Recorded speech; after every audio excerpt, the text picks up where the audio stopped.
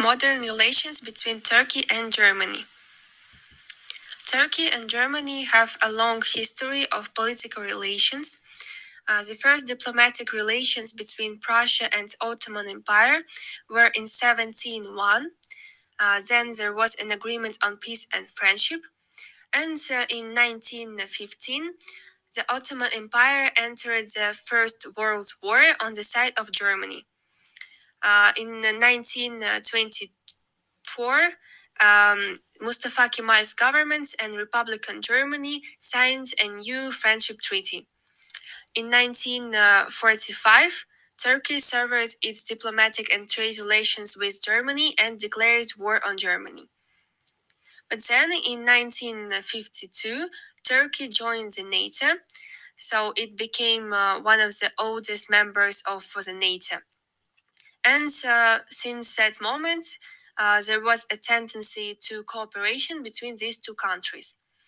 And the period of time from 1990s till 2005 was called as golden age of the Europeanization of Turkey. Germany proactively promoted Turkey's membership in the European Union and opened German citizenship to Germans of Turkish origin. And after 2005, during Merkel's era, political factors caused German-Turkish relations to focus only on Turkey's membership in European Union. German-Turkish relations have deteriorated significantly in 2016 because of the internal instability in Turkey, authoritarianism, the arrest of journalists, and because of the resolution recognizing the killing of Armenians in the Ottoman Empire as genocide. Embassies and consulates. The first building of Embassy of Turkey in Germany was built in 1918 in Berlin. And the Embassy of Germany in Turkey was built in 1924 in Ankara. Also, there are German consulates general in Istanbul, Izmir Consulate General, and German consulate in Antalya. Turkey and European Union. European Union is not only the economic union, it is a value-based community aiming at a common constitution. So it is a political, economic, and monetary union. Turkey announced its desire to join the European Union in 1987, and it received the status of candidate in 1999. However, the negotiations process started only in 2005. The summits of the European Council in Copenhagen and Luxembourg indicate the criteria for such accession. These criteria included the development of a democratic and legal state, respect for human rights, including the protection of minorities, and laying the foundation for a viable market economy. Opinion of supporters and opponents of Turkey's accession to the European Union. Pluses and advantages. As a key power in the region with a large economy and NATO's second largest military force, Turkey will strengthen the European Union's position as the global geostrategic player. Turkey plays a big role in stabilizing the Eastern Mediterranean and Black Sea. And also, Turkey has made progress in protecting human rights in order to meet the conditions for accession. Minuses and disadvantages. The first point is geographic location of Turkey. Only a small part of the territory of Turkey is located in Europe. The second one, upon joining the European Union, Turkey will become the most populated country in the Union, and it will change the balance of power in representative European institutions. Also, Cyprus conflict, and that Turkey does not correspond to the universal values of Europe or the criteria for accession. Turkey does not follow the key principles of liberal democracy, such freedom of speech, freedom of press, independent judiciary, and etc. The German-Turkish migration process was officially started in 1961. From the 1920s onwards, Turkey actively recruited German scientists, artists, and architects to modernize and develop cultural institutions, bureaucratic structures, and urban development. Turkey's orientation towards the West, which was previously initiated by Kemal Atatürk, has been focusing on the European Economic Community since the 1960s. At community level, the association treaty known as the Ankara Agreement was concluded in 1963 and motivated many Turkish workers to migrate to various economic community countries, and in particular Germany.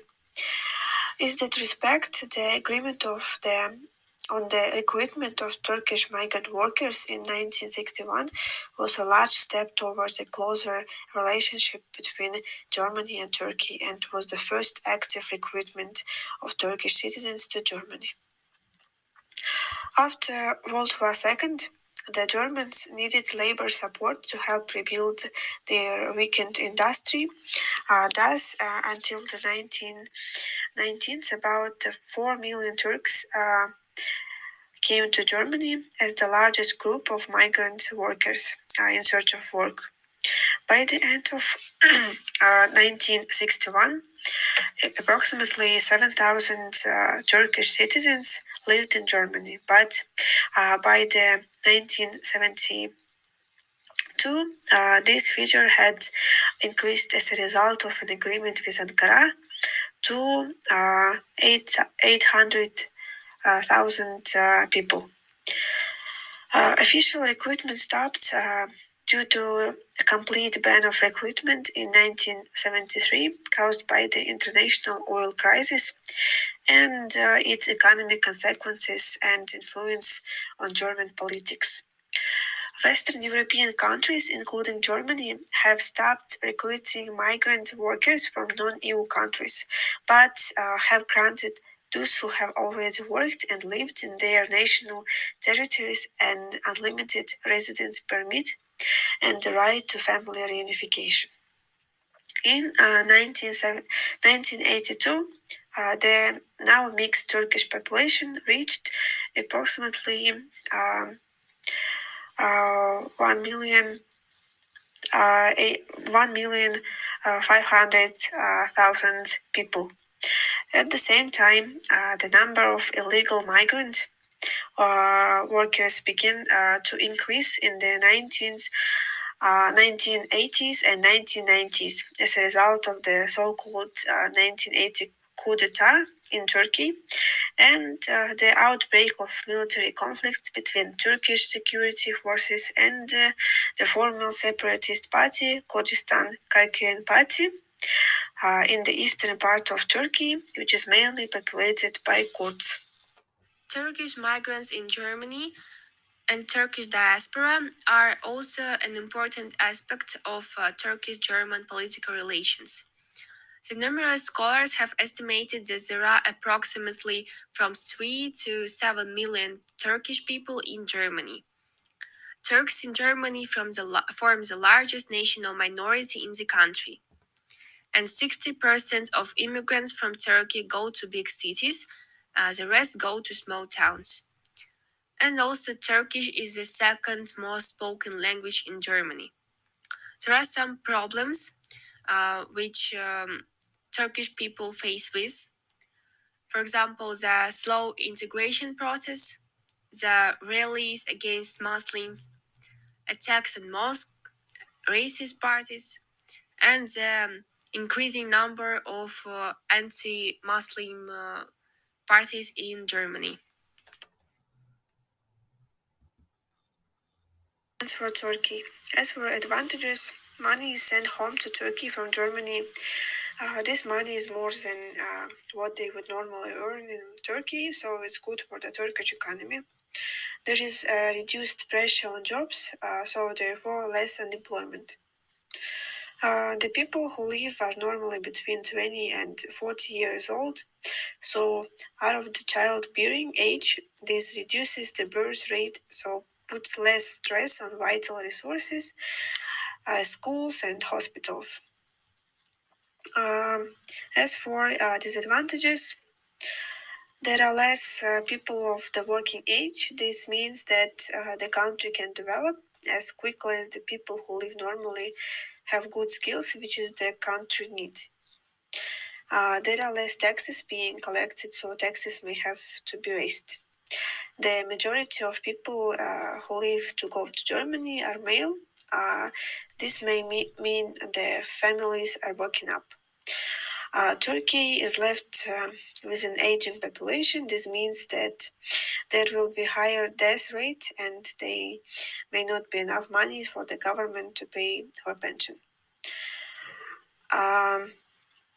There are less workers in Turkey, especially for farming, which may mean that Turkey will have to import more food from other countries.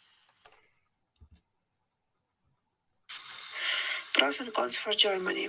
As for advantages, there is a more diverse culture. The two countries may have a better relationship so that they have good trading between each other. There are more consumers for products. This helps to boost the economy. It helps to maintain full employment. And Germany has gained a source of cheap labor. As for disadvantages, as there are more people of a working age, there is a higher chance of unemployment. There are maybe tension between the two races and problems caused by the diversity of religions. There may be a language barrier for immigrants. The Turks may receive benefits if they can find a job or a pension. This is coming out of the German working population pockets.